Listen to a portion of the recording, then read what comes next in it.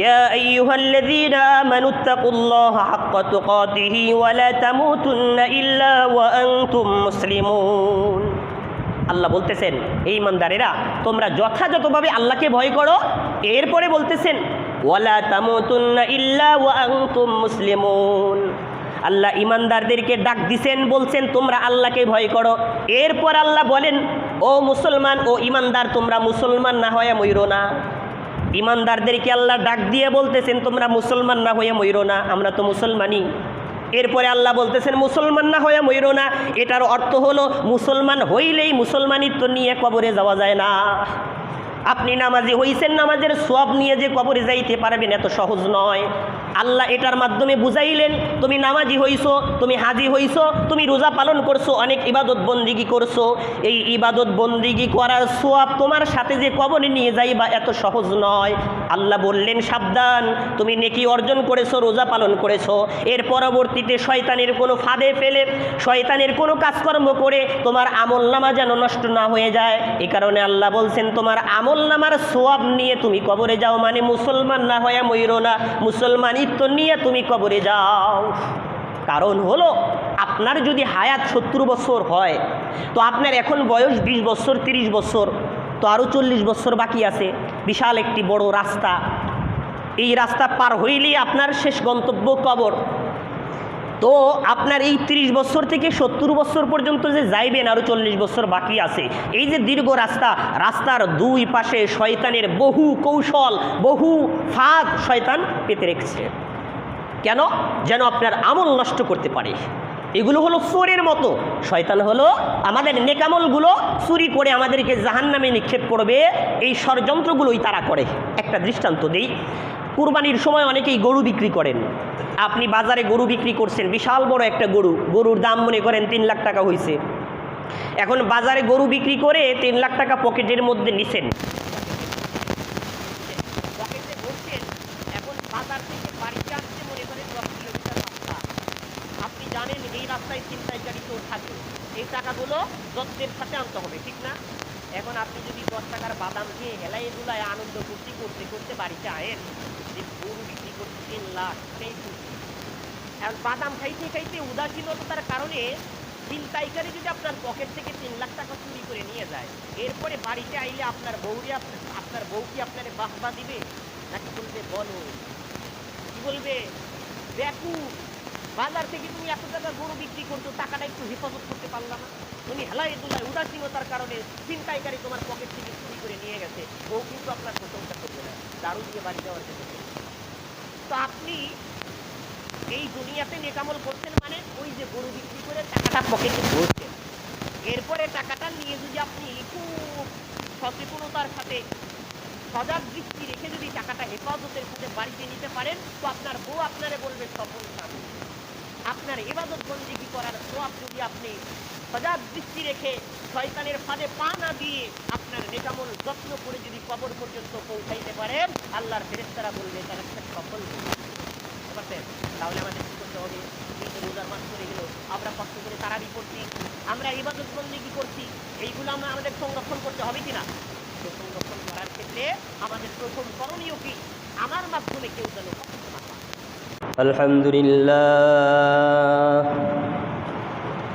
আলহামদুলিল্লাহ নাহমাদুহু ওয়া নাস্তাঈনুহু ওয়া নাস্তাগফিরুহু ওয়া নু'মিনু বিহি ওয়া নাতাওয়াক্কালু আলাইহি ওয়া নাউযু বিল্লাহি মিন শুরুরি আনফুসিনা ওয়া মিন সাইয়্যাতি আ'মালিনা। من يهده الله فلا مضل له ومن يضلل فلا هادي له ونشهد أن لا إله إلا الله وحده لا شريك له ونشهد أن سيدنا وسندنا وحبيبنا وطبيبنا ومولانا محمد الذي أرسل رسوله بالهدى ودين الحق ليظهره على الدين كله وكفى بالله شهيدا أما بعد فأعوذ بالله من الشيطان الرجيم بسم الله الرحمن الرحيم يا أيها الذين آمنوا اصبروا وصابروا ورابطوا واتقوا الله لعلكم تفلحون صدق الله العظيم وقال رسول الله صلى الله عليه وسلم إن الكذب يهدي إلى الفجور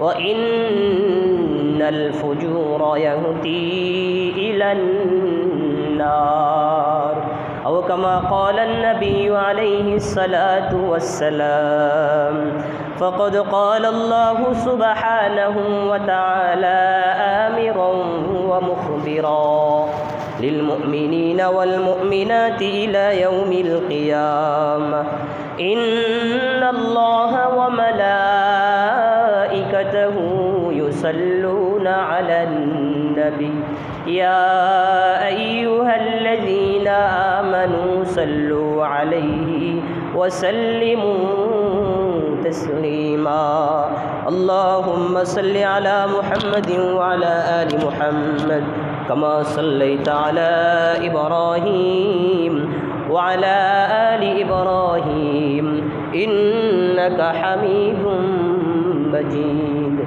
اللهم بارك على محمد وعلى آل محمد كما باركت على إبراهيم وعلى آل إبراهيم إنك حميد مجيد আলহামদুলিল্লাহ আল্লাহ পাকের দরবারে লাখো কোটি শুকরিয়া যিনি আমাদেরকে পবিত্র রোজার মাসের পরে ঈদের পরে পবিত্র জুমার নামাজ আদায়ের লক্ষ্যে পবিত্র ঘর মসজিদে আসার তৌফিক দান করেছেন সকলেই শুকর আদায় করি বলি আলহামদুলিল্লাহ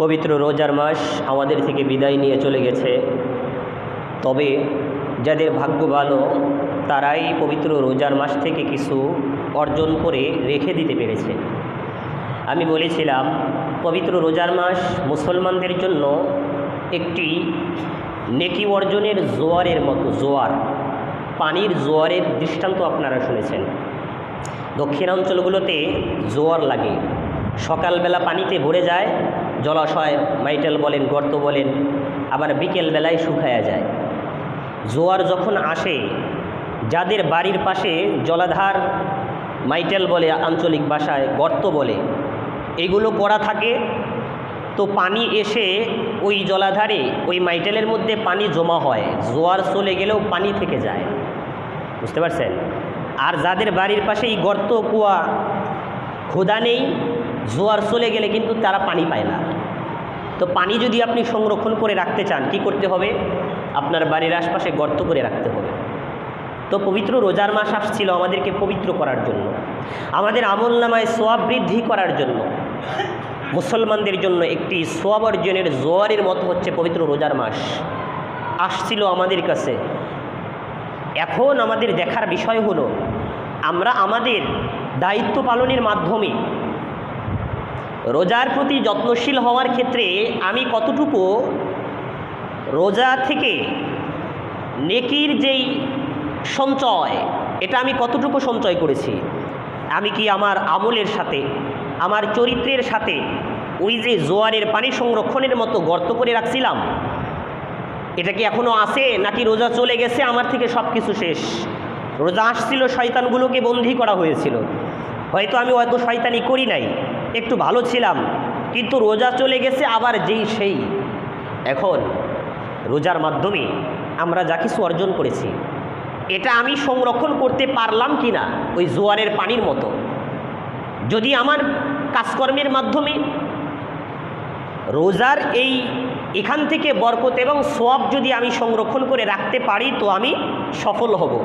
নইলে আমি জোয়ারের পানি চলে যাওয়ার পরে পিপাসায় কাতর হয়ে যেমন কষ্ট অনুভব করতে হবে, রোজা থেকে যদি আমি সওয়াব নামক এই পানিটা যদি সংরক্ষণ করতে না পারি, শয়তানের চাপে পড়ে পিপাসায় কাতর হয়ে বেঈমান হয়ে মরতে হবে।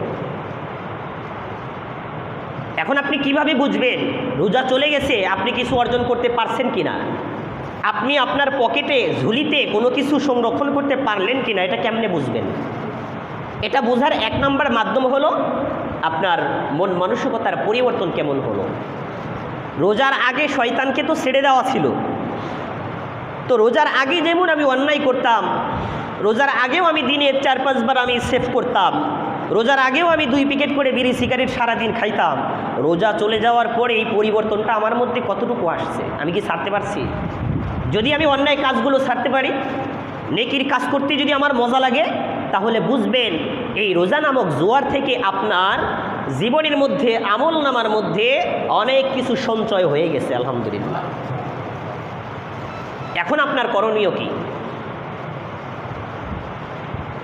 জোয়ার চলে গেছে, পানি সংরক্ষণ করছেন, কিছুটা তো করণীয় থাকবে, যেন ওই মাইটেলের মধ্যে কুয়ার মধ্যে যেন মরা আবর্জনা পড়ে পানি যেন নষ্ট না হয়ে যায়।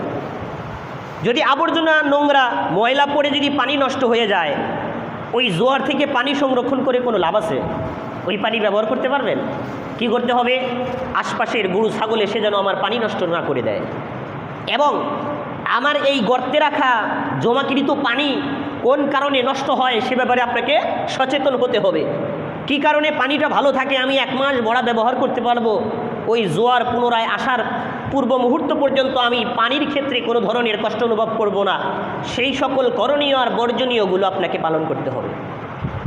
সূরা ইমরান সর্বশেষ একটি আয়াতে আল্লাহ বলেছেন, ইয়া আইয়ুহাল্লাযীনা আমানুসবিরু ওয়াসাবিরু ওয়ারাবিতু ওয়াত্তাকুল্লাহা লাআল্লাকুম তুফলিহুন।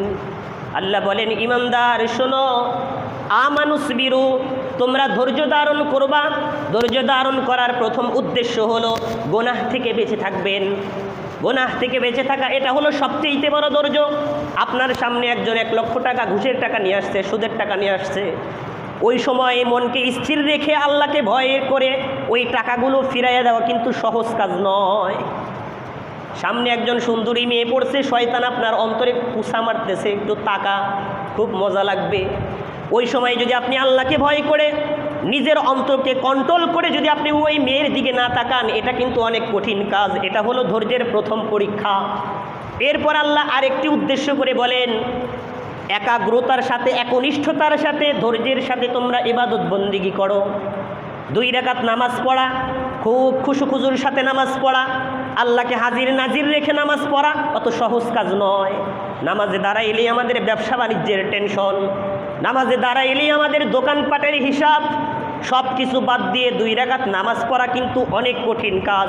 আল্লাহ বলেন, ইবাদতের ক্ষেত্রে তোমরা ধৈর্য ধরো, মানে একনিষ্ঠতার ক্ষেত্রে সব বাদ দিয়ে নামাজ পড়ো। গুনাহ ছাড়ার ক্ষেত্রে ধৈর্য ধরো, মানে গুনাহের উপক্রম চলে আসছে, সুযোগ চলে আসছে, সব কিছু ফেলে দিয়ে কবরের ভয় রেখে আল্লাহকে ভয় করে সব কিছু ছেড়ে দিয়ে বিরত থাকার নাম হলো আসল ধৈর্য। এরপরে আল্লাহ বলেন, সাবিরু, মুসাবারা করো, ধৈর্যের প্রতিযোগিতা করো। তুমি একটা নেকামল করেছ, তোমার ভিতরে উদ্যমতা কাজ করবে, আমি আরেকটি কাজ করব। আমার পাশে একজন গরিব মানুষ, সে 10 টাকা দান করেছে, আমি 20 টাকা দান করব। সে কোরআন শরীফ পড়েছে, 1 পারা মুখস্থ করেছে, আমি 2 পারা মুখস্থ করব। আল্লাহ বলেন, যে কোনো নেকামলই করো না কেন, ওই নেকামলের ধারাবাহিকতা বজায় রাখো। এরপর আল্লাহ বলেন, রবিতু, এই নেকামলের মাধ্যমে, গুনাহ থেকে বাঁচার মাধ্যমে তুমি যেই সঞ্চয় অর্জন করবা, নেকি অর্জন করে তোমার পকেটের মধ্যে পড়বা, সাবধান খেয়াল রাখবা শয়তান যেন তোমারে ধোঁকা দিয়ে তোমার পকেটের নিচে ছিদ্র করে তোমার সওয়াব যেন বের না করে দেয়। রবিতু শব্দের একটা অর্থ হলো যুদ্ধের ময়দানে কঠিন প্রস্তুতি নিয়ে থাকা, আরেকটি ভাব অর্থ হলো ইবাদত বন্দিগি যখন আপনি করেছেন সতর্ক দৃষ্টি রাখা, শয়তানের জন্য আপনার নেকামল চুরি করতে না পারে। এখন শয়তান আপনার নেকামল কেমনে চুরি করে? এরপর আল্লাহ বলছেন, এই আয়াতটা শেষ করে দিচ্ছি, লাআল্লাকুম তুফলিহুন, তুমি যদি নেকামলের ক্ষেত্রে ধৈর্য ধরো, গুনাহ থেকে বেঁচে থাকার ক্ষেত্রে যদি তুমি যুদ্ধ করো, আর বিপদ আপদের ক্ষেত্রে যদি তুমি ধৈর্য ধরো, তাহলে তুমি জান্নাতি মানুষ হইবা। সুবহানাল্লাহ। এবার আসেন, আপনার নেকামল শয়তান কেমনে চুরি করে? আপনি মসজিদে নামাজ পড়ছেন, নামাজ পড়ে গরম আছে, তো ধরেন এলাকার প্রভাবশালী একজন ব্যক্তি, লোকজন তো অনেকেই জুতা রাখছে দরজার কাছে, তো আপনি ভাবলেন আমারে কেড়া কি কয়, জুতা এখান থেকে নিয়ে আরেকজনের জুতা পাড়া দিয়ে ময়লা করে আপনি চলে গেলেন। আপনি মসজিদ থেকে নামাজ পড়ে সওয়াব অর্জন করলেন, বের হয়ে আরেকজনের মনে কষ্ট দিলেন, আরেকজনের ক্ষতি করলেন, ওই ক্ষতির মাধ্যমে আপনার নেকামল নষ্ট হয়ে যাবে। কারণ জুলুম, এটার বিনিময়ে কাল কিয়ামতের দিন আপনার নিজের সওয়াব দিয়ে জরিমানা দিতে হবে।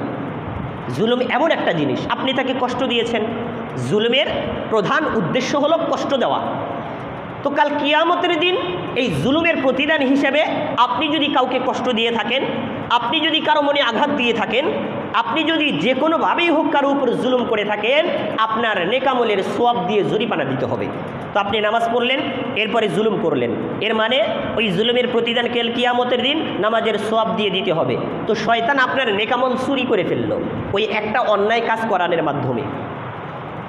জুলুম এমন একটা জিনিস, টের পাবেন না। আপনি 70 বছর 80 বছর ধরে নামাজ পড়ছেন, সাথে সাথে সুদ খাইছেন, ঘুষ খাইছেন, হাজি সাহেব হয়েছেন, কয়েকটা হজ করছেন, কিন্তু সুদের ব্যবসা আপনি করেন, আরেকজনকে ধমক দিয়ে মনে করেন উপরে তুলে ফেলেন, আরেকজনের জমি দখল করে ফেলেন, অন্যায়ভাবে আরেকজনকে কষ্ট দেন, বংশের গরম, ক্ষমতার গরমে আরেকজনের মাথার উপর আপনি থাপ্পড় মারেন। আল্লাহর কসম, আপনি 60 বছর 70 বছর যতই ইবাদত বন্দেগী করেন না কেন, হিসাব করে দেখেন, টায়ারে, আপনার গাড়ির যে টায়ার আছে, চোরা লিক হইলে হাওয়া বের হয়ে যায়, কিন্তু কোন জায়গা লিক হয়েছে টের পাওয়া যায় না। এই জুলুমগুলো হলো আমলনামার ক্ষেত্রে লিকের মতো, চোরা লিকের মতো। আপনি যখন আপনার টায়ার, এটা যখন আপনি মেকারের কাছে নিয়ে যাবেন, উনি সব চেক করে দেখবে, কোনো সমস্যা নাই, তারপরে হাওয়া বের হয়ে যাবে, এরপরে ফাইসালা দিবে আপনার এই টায়ারের চোরা লিক হয়েছে। দেখা যাবে না কোথায় ছিদ্র, কিন্তু হাওয়া পড়বেন চলে যাবে। তো জুলুম হলো আপনার জীবনের মধ্যে চোরালিকের মতো, আপনার আমলনামা থেকে সওয়াব ধ্বংস হয়ে যাবে, টের পাবেন না। কিয়ামতের দিন আল্লাহর সামনে উঠবেন, দেখবেন আপনার আমলনামায় কোনো সওয়াব নাই, আল্লাহর জিগাইবেন, আল্লাহ আমার আমলনামার সওয়াব কই? আল্লাহ বলবেন, মনে করে দেখ, অমুক দিন তুই খেতে ধান কাটতে গেছিলি, পাশের খেতে ভালো ধান ছিল, লোক ছিল না, ওখান থেকে মনে করেন কিছু পেঁচায় কাটে নিয়ে আসছিলি, মনে আছে? হ্যাঁ, আবার মনে কর তুই শিক্ষিত ছিলি, তো তোর পাশের জমি যে মালিক ও একটু গরিব ছিল, মূর্খ ছিল, কাগজপাতি কিছু বুঝতো না, তুই চেরাবেড়া কইরা 9-6 মাইরা সিগনেচার নিয়ে যে সম্পদটা নিয়েছিলি, মনে আছে? বলবো হ আল্লাহ মনে আছে। তোর এই কাজের কারণে তোর এত বছরের নেকি ওকে দেওয়া হয়েছে, এই কারণে তোর আমলনামা খালি। তাহলে আপনি যে নেকি অর্জন করবেন, এটা সঞ্চয় করবেন কেমনে? ভুলেও যেন আপনার মাধ্যমে কারো উপর জুলুম না হয়। জুলুমের বিভিন্ন ক্ষেত্র রয়েছে, এ কারণে সূরা ইমরানের 101 নম্বর আয়াতে আল্লাহ খুব সতর্ক করে দিয়েছেন এই ব্যাপারে, যেন তোমার আমলনামার সওয়াব যেন নষ্ট না হয়ে যায়। ইয়া আইয়ুহাল্লাযীনা আমানুত্তাকুল্লাহা হাক্কা তুকাতিহি ওয়া লা তামুতুন্না ইল্লা ওয়া আনতুম মুসলিমুন। আল্লাহ বলতেছেন, এই ইমানদারেরা তোমরা যথাযথভাবে আল্লাহকে ভয় করো। এরপরে বলতেছেন, ওয়া লা তামুতুন্না ইল্লা ওয়া আনতুম মুসলিমুন। আল্লাহ ইমানদারদেরকে ডাক দিছেন, বলছেন তোমরা আল্লাহকে ভয় করো। এরপর আল্লাহ বলেন, ও মুসলমান, ও ইমানদার, তোমরা মুসলমান না হয়ে মইরো না। ইমানদারদেরকে আল্লাহ ডাক দিয়ে বলতেছেন তোমরা মুসলমান না হয়ে মইরো না, আমরা তো মুসলমানই। এরপরে আল্লাহ বলতেছেন মুসলমান না হয়ে মইরো না, এটার অর্থ হলো মুসলমান হইলেই মুসলমানিত্ব নিয়ে কবরে যাওয়া যায় না। আপনি নামাজি হইছেন, নামাজের সওয়াব নিয়ে যে কবরে যাইতে পারবেন এত সহজ নয়।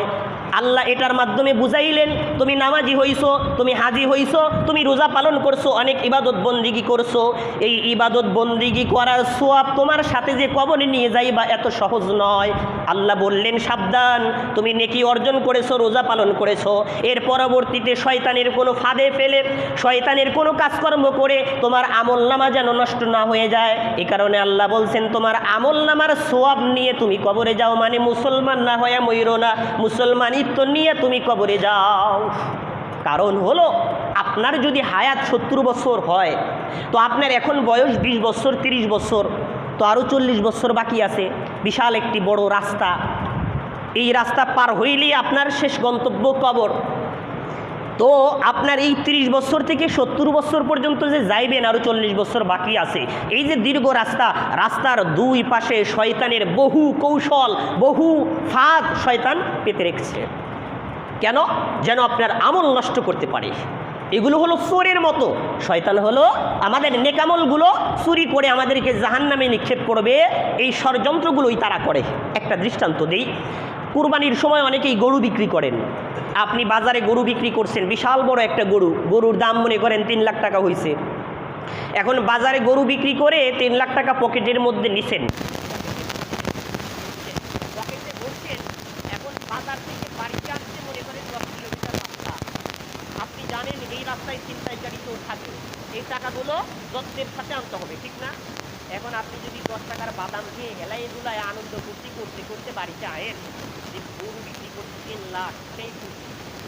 এখন বাদাম খাইতে খাইতে উদাসীনতার কারণে ছিনতাইকারী যদি আপনার পকেট থেকে 3 লাখ টাকা চুরি করে নিয়ে যায়, এরপরে বাড়িতে আইলে আপনার বউ কি আপনার বাহবা দিবে, নাকি বলবে বলো, কি বলবে, দেখু বাজার থেকে তুমি এত টাকা গরু বিক্রি করছো, টাকাটা একটু হেফাজত করতে পারলাম না? তুমি হেলাই দুলাই উদাসীনতার কারণে ছিনতাইকারী তোমার পকেট থেকে চুরি করে নিয়ে গেছে, বউ কিন্তু আপনার প্রশংসা করবে না, দারু দিয়ে বাড়ি যাওয়ার জন্য। তো আপনি এই দুনিয়াতে নেকামল করছেন, মানে ওই যে গরু বিক্রি করে টাকাটা পকেটে ভরছেন, এরপরে টাকাটা নিয়ে যদি আপনি খুব সচেতনতার সাথে সজাগ দৃষ্টি রেখে যদি টাকাটা হেফাজতের সাথে বাড়িতে নিতে পারেন, তো আপনার বউ আপনারে বলবে সফল স্বামী। আপনার ইবাদত বন্দেগী করার সওয়াব যদি আপনি সজাগ দৃষ্টি রেখে শয়তানের ফাঁদে পা না দিয়ে আপনার নেকামল যত্ন করে যদি কবর পর্যন্ত পৌঁছাইতে পারেন, আল্লাহর ফেরেশতারা বলবে তারা সফল। তাহলে আমাদের কি করতে হবে? এই তো রোজার মাস চলে গেল, আমরা কষ্ট করে তারাবি করছি, আমরা ইবাদত বন্দেগী করছি, এইগুলো আমরা আমাদের সংরক্ষণ করতে হবে কিনা? তো সংরক্ষণ করার ক্ষেত্রে আমাদের প্রথম করণীয় কি? আমার মাধ্যমে কেউ যেন কষ্ট না হয়, আমার মাধ্যমে কারো উপর জুলুম যেন না হয়। সোয়াব নষ্ট করার অনেকগুলো গুনাহ রয়েছে, এই গুনাহগুলোকে সামগ্রিকভাবে একটি নাম দেওয়া হয়েছে, সেটা হলো হুকুকুল ইবাদ নষ্ট করা, মানে বান্দার হক নষ্ট করা। আল্লাহর হক নষ্ট করলে আপনার নেকামল নষ্ট হবে না, আল্লাহ মাফ করতে পারে, কিন্তু বান্দার হক যদি আপনি নষ্ট করেন, নিশ্চিত ওই বান্দা আপনাকে মাফ না করলে আপনার নামাজের, আপনার রোজার, আপনার তারাবির সব কেন্দ্রিক হয়ে যাবে। তাহলে হুকুকুল ইবাদ নষ্ট করার কারণে আপনার আমল নামা থেকে সওয়াব থাকবে। হুকুকুল ইবাদের মধ্যে 1 নাম্বার দেখেন, মিথ্যে কথা বলা, জবানের হেফাজত করা। আপনি জবানের হেফাজত করলেন না, কথায় কথায় মিথ্যা বললেন, তার সাথে মিথ্যা বলে আপনি একটা বিষয় অর্জন করেছেন আপনার হক। এই কারণে কাল কিয়ামতের দিন সর্বপ্রথম আপনার ইসলার মাধ্যমে যে সকল গুনাহগুলো হবে, এইগুলো হিসাব সূরা কফ 58 আয়াত নম্বর 9, মা ইয়ালফিযু মিন কাওলিন ইল্লা লাদাইহি রাকীবুন আতীদ। আল্লাহ বলেন, তোমাদের দুই কওলের মাঝেই জিহ্বা রয়েছে, নারাও জিহ্বা দিয়ে দেখে না, জিহ্বা দিয়ে মিথ্যে কথা বলো, আরেকজনের গীবত করো, জিহ্বা দিয়ে আরেকজনকে গালি দাও, এগুলা নিশ্চয় আল্লাহ তাআলা নিগাহবান, আল্লাহ তাআলা পাহারাদার, উনি পাশে নিয়োগ করে দিয়েছেন তোমার জিহ্বার প্রত্যেকটি কথার পরিমাণ থাকবে। আমি সঠিক বলতেছি, কেউ না জানলেও আল্লাহ জানে। হয়তো আমার একজন বন্ধু বলতে যেতে হবে, আমি তার সমালোচনা করতে ইচ্ছা হচ্ছে, আমি একজনকে গালি দিলাম, কেউ টের পাই না, আমার যে আল্লাহ পাহারাদার,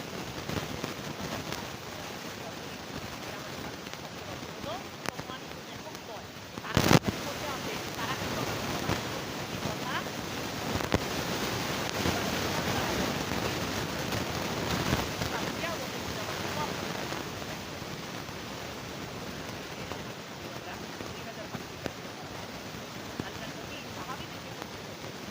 আতাদরুনা মাল মুফলিস। সাহাবীরা শোনো, আমাকে একটা উত্তর দাও, বলো তো তোমরা সবচেয়ে মিসকিন, সবচেয়ে বড় ফকির ব্যক্তিকে?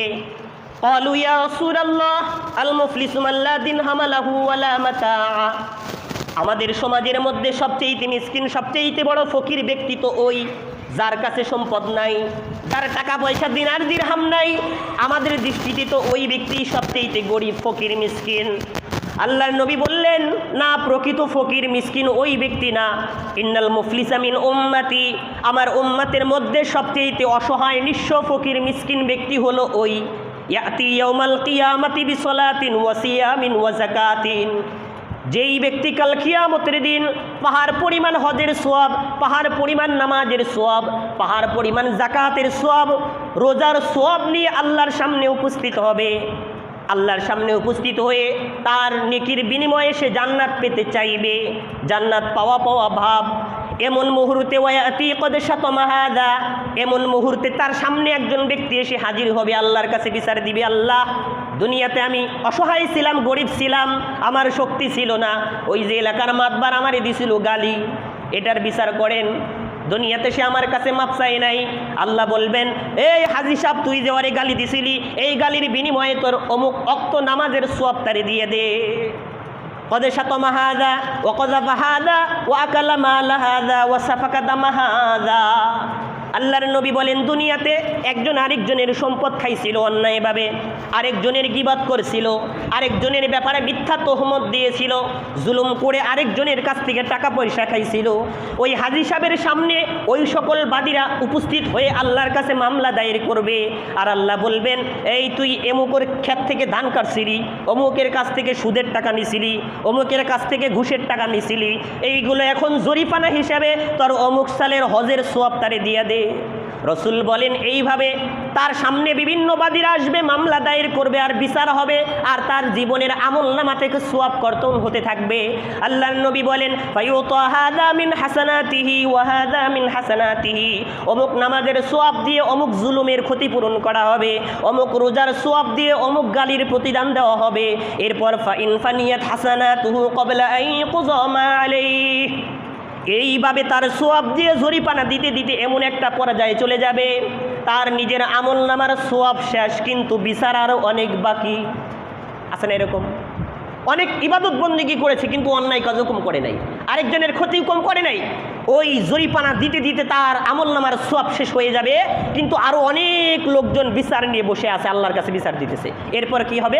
ফাতুরিহাত আলাইহি সুম্মা তুরিহা ফিন্নার, আমার নিজের আমলনামার সওয়াব দিয়ে যদি জরিপানা দিতে দিতে শেষ হয়ে যায়, এরপরেও জরিপানা শেষ না হয়, আল্লাহ বলেন, আমি যার উপর জুলুম করেছিলাম, আমি যার ক্ষতি করেছিলাম, তার জীবনের গুনাহগুলো আমার মাথার উপর উঠায়া দেওয়া হবে। এরপর ওই গুনাহ নিয়ে আল্লাহ তাআলা আমাকে জাহান্নামে নিক্ষেপ করবেন। আমার আমলনামার সওয়াব দিয়ে আমার জুলুমের জরিপানা দিতে দিতে আমার সওয়াব শেষ। এরপর কি হবে? এরপরেও যদি বাদীরা বাকি থাকে, তখন ওই সকল লোকদের গুনাহগুলো আমার মাথায় উঠাইয়া দেওয়া হবে। রসুল বললেন, এই ব্যক্তি হলো পৃথিবীর সবচাইতে বড় ফকির, সবচাইতে বড় মিসকিন। এইবার আপনি ভাবেন, দুনিয়াতে বর্তমান যারা বড় লোক আছে, কিছু বড় লোক তো আছে ন্যায়ভাবে সৎভাবে ব্যবসা বাণিজ্য করে বড় লোক হয়েছে, বংশগত, তাদের কথা না, কিন্তু সমাজের মধ্যে ম্যাক্সিমাম বড় লোকই নয়, ছয় করে বড় লোক হওয়া। যারা বড় লোক হয়েছে, বিল্ডিংয়ের মালিক হয়েছে, আপনি খোঁজ নিয়ে দেখেন তাদের ইতিহাস কালো। তো এই যে কোটিপতি, দুনিয়াতে আমরা দেখতেছি বিশাল বড় ব্যবসায়ী, বিশাল বড় স্থাপনার মালিক, অনেক বড় নেতা, কিন্তু তার জীবনে যদি জুলুমের গুনাহ হয়ে থাকে, কিয়ামতের দিন এই ব্যক্তি সবচেয়ে বড় ফকির হবে, সবচেয়ে বড় মিসকিন হবে। কিয়ামতের দিন সে ভাববে, হায় হায়, ওই যে অমুক জায়গায় বাড়ি ছিল, ঘর বাড়ি কোনো ছিল না, একটা কুঠির ঘর ছিল, চালুর উপর দিয়ে বৃষ্টি পড়তো, এরকম গরিব মানুষ দেখে লাফায় লাফায় জান্নাতে যাইতেছে। আর অনেক বড় বড় মিনিস্টার, মন্ত্রী, অনেক বড় বড় এমপি, অনেক বড় বড় নেতা, অনেক বড় বড় সম্পদশালী ব্যক্তিরা সিরিয়াল ধরে দাঁড়ায় আছে হিসাব দেওয়ার জন্য। খুব কঠিন জুলুম, এটা আপনার নিজের জীবনের আমলনামা শেষ করে দিবে, কাল কিয়ামতের দিন আপনার জন্য জাহান্নামের ব্যবস্থা করবে। তো জুলুম, এক নম্বরে মিথ্যে কথা বলা যাবে না। আল্লাহ তাআলা সূরা হজ্জের 40 নম্বর আয়াতে মিথ্যে বলা থেকে বেঁচে থাকার জন্য আহ্বান করেছেন। ফাজতানিবুর রিজসা মিনাল আওসান ওয়াজতানিবু কাওলাজ জুর, মূর্তি পূজা এবং মিথ্যা থেকে তোমরা দূরে থাকো। কেন?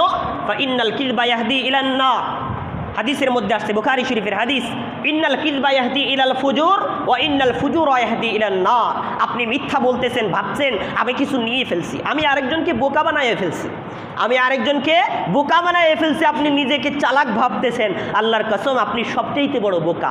কারণ আপনি দুনিয়ার সামান্যতম জিনিস চালাকি করে নিলেন আর আখিরাতের মহামূল্যবান সম্পদ আপনার সোয়াবতারি দিয়ে দিলেন। আপনি কি চালাকি করলেন নাকি নিজের ক্ষতি নিজে করলেন?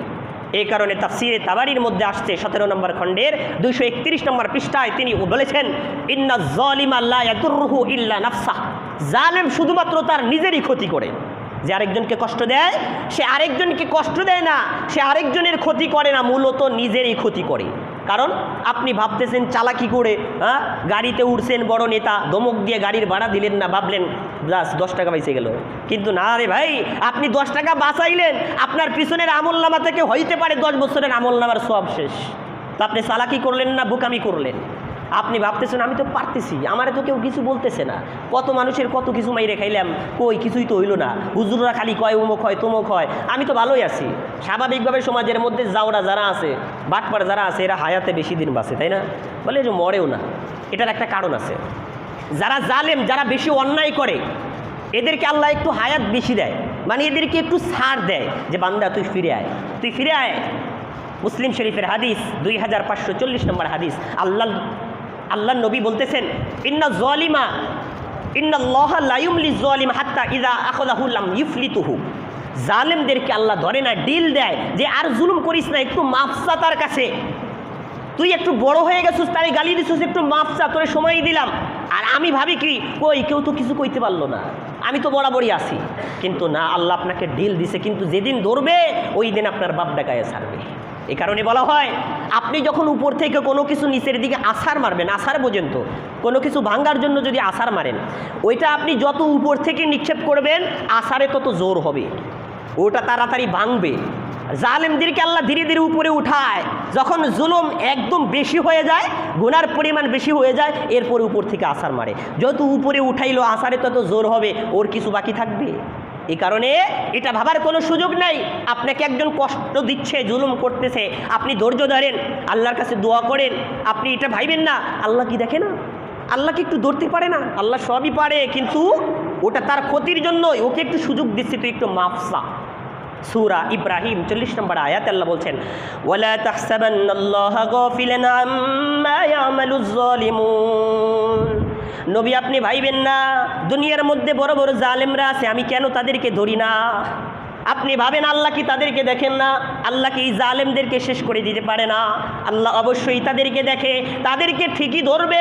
ইন্নামা ইউআখিরুহুম লিয়াউমিন তাশখাসু ফীহিল আবসার, আল্লাহ জালেমদের সব কাজকর্ম সম্পর্কে জানেন, তিনি বেখবর নন। এরপরেও কেন তাদেরকে ধরেন না? এটার কারণ হলো তাদেরকে আল্লাহ অবকাশ দেয়, ছাড় দেয়। ছাড় দেওয়ার পরেও যদি জালেম ভাবে আমার তো কিছুই হচ্ছে না, তাহলে তার নিজের বড় ক্ষতি করে ফেললো। আল্লাহ তাদেরকে অবকাশ দেয়, ছেড়ে দেয় না, যখন ধরে তাদের 12টা বাজায় ছাড়ে। এই কারণে অন্যায় করে আপনি ভাববেন না যে আপনি সফল হয়ে গেছেন, অন্যায় কাজ করে আপনি ভাববেন না যে আপনি সফল হয়ে গেছেন, আল্লাহ তো আপনারে ছাইরে দিছে। কিন্তু না, আল্লাহ আপনারে একটু অনুগ্রহ করছে, আপনার উপরে একটু দয়া করছে, যেন আপনি একটু ফিরে আসেন। তাহলে আপনার নেকামল নষ্ট হতে পারে আরেকজনের উপর জুলুম করার মাধ্যমে। জুলুমের ক্ষেত্রে মিথ্যে বলা যাবে না, কাউকে ধোঁকা দেওয়া যাবে না, কারো সমালোচনা করা যাবে না, আরেকজনকে কষ্ট দেওয়া যাবে না, আরেকজনের উপর অন্যায়ভাবে জুলুম করা যাবে না, কাউকে ধমক দেওয়া যাবে না। সামান্যতম কষ্ট হয় আপনার মাধ্যমে, এ ধরনের কোনো কাজ করা যাবে না। আল্লাহ রাসূল হাদিসের মধ্যে বলেছেন, লা ইয়াদখুলুল জান্নাতা মান লা ইয়ামানু জারাহু বাওয়াইকাহু, দুনিয়ার মধ্যে সবচেয়ে নিকৃষ্ট ব্যক্তি হলো সে যার ভয়ে তার আত্মীয় স্বজনরা নিরাপদ থাকতে পারে না। এই শ্রেণীর কিছু মানুষ সমাজের মধ্যে আছে। হ্যাঁ, আমার প্রতিবেশী এমন সব সময় এমন সব ব্যবহার করে, মনে হয় কখন যেন এসে ঝগড়া লাগাই দেয়, মনে হয় কখন যেন আমার অমুক দিক থেকে আঘাত করে। এই শ্রেণীর কিছু মানুষ আছে। ওই যে মনে করেন সামনে থেকে একটা হাজি সাহেব আসতেছে, আপনি এখানে বসে আছেন, আপনি রাস্তার ওই দিক দিয়ে গেলেন, কারণ এদিক দিয়ে গেলে আপনি ভাবতেছেন ওই যে আসতেছে আমারে মারবো ধমক। এই যে একটা আশঙ্কার উপর রইলেন, সে হয়তো আমারে কিছু বলবে।